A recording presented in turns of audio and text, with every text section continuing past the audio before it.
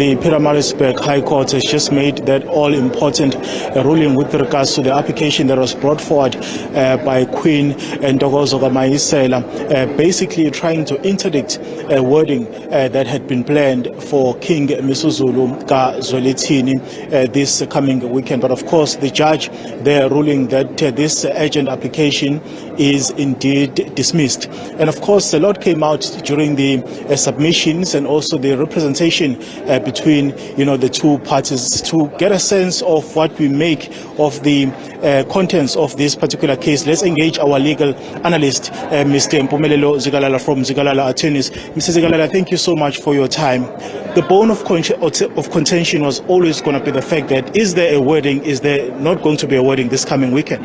Definitely it is, because that's going to matter a lot on the issue of agency. Remember, when you come to court on an urgent basis, firstly, is there agency before we get into the merits?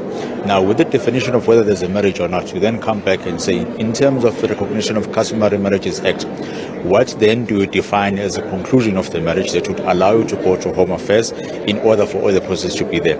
Now, if there are various parts in terms of that marriage, for example, lobola, umabo, umcaco, umkhehlo, members, so then the question would be, in what part are you dealing with those things? And the court was quite precise on this one to say, well, as the person who's the applicant, you're the one who's supposed to tell me which part you are dealing with. You must then be the second person or the only person that's going to tell me, is there going to be finality in that particular process? If you don't come and tell me those things on the papers alone, I can't come to the conclusion that there's any substantial right which is going to be infringed, which is what the court was basically saying. So the court was saying, I'm not saying that you don't have a matter at all. You may have a matter at a later stage, but in terms of a matter being heard on an urgent basis, unfortunately, you haven't been able to prove that there is a right that you seek to protect. When in the same papers that you've submitted, there's a certain annexure in which you admit and say, yes, I do know that the king is engaging in such activities. I have no objection whatsoever to those things being made. But then the question is, what is the change of heart when the king is doing exactly what you'd agreed upon and engaging in those particular processes, when the processes which are being engaged in are not final in nature? There's still further steps that need to be taken up until a marriage has been concluded. The consent that was given by KaMayisela to say the king can indeed engage in other marriages if he so wishes, how much of a factor did that play in today's judgment? It was a very important factor, because the right that would have been considered by the court is the right that says, in a civil marriage, there are only two people that are involved. Now, if we agree as partners to then say, you can then engage and get other individuals to be part and parcel of the marriage relationship that we have, yes, there's going to be a change in terms of the laws that we are going to use and a change in terms of the regime which is going to be utilized. Then at the end of the day, there's no objection in us changing and engaging in other processes. Now, in this case, what the court was trying to emphasize is that you agreed to it. You said, yes, it can be changed, meaning you do not want to be bound by the Civil Marriages Act and the provisions that apply to it. So if you've agreed to, and you are the one that is stating in your own papers that this is what we have agreed upon, why then should the court issue out an interdict when you are the one that has opened the doors in order for the change in the regime, the change in the type of the marriage that has been engaged in by the parties? Given the fact that the king has stated in his court papers that there is no wording planned for this coming weekend, why was it even necessary, for him to actually oppose this particular application? Well, that's one of the questions which was asked by the court, and the defense was because they're making allegations which are false in the statement.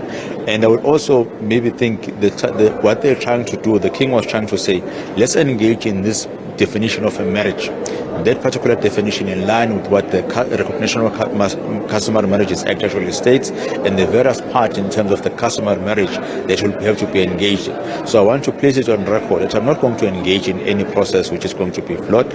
All that I'm doing is engaging in all the other steps which are linked to it, but at the end of the day, there's no finality that is going to be there.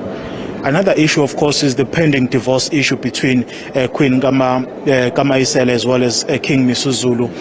In terms of the finality on that particular process, how long does it normally take? And also, is it going to be a factor going forward in terms of if the king wants to perhaps marry someone else? It will be a factor if the type of marriage which is going to be engaged is through Civil Marriages Act, while the marriage still subsists between the Queen and the King.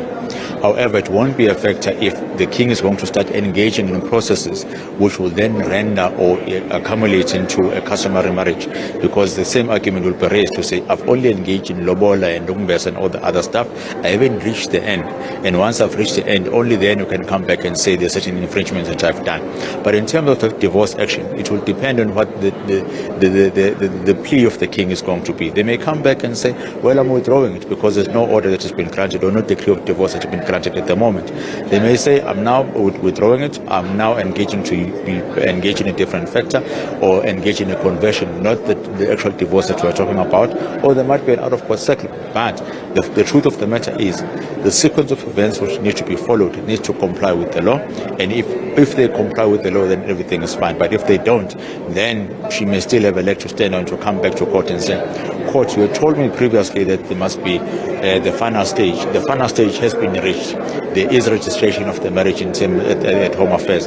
I want that marriage to be void, and I want my assets or matrimonial property to be protected.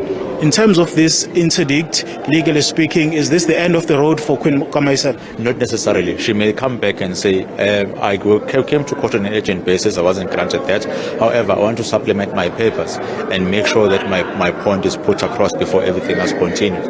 But with the lapse of time and all the other proceedings that will be there, it will be a race against the divorce proceedings that have been instituted, and the race against in which this particular application or on the return or on fresh papers, then this application will be considered. And the point would be, why are we pursuing this particular application if these divorce proceedings are continuing, and the end of those divorce proceedings are going to be the marriage is going to be dissolved, because it's not going to assist you in any way, unless if the parties come together and say, we are withdrawing it, and the only thing that you are going to do is to convert it and then allow what you've agreed upon to continue. That if you then convert it into a customary marriage, there'll be more than one wife that will be able to enjoy the companionship of the king.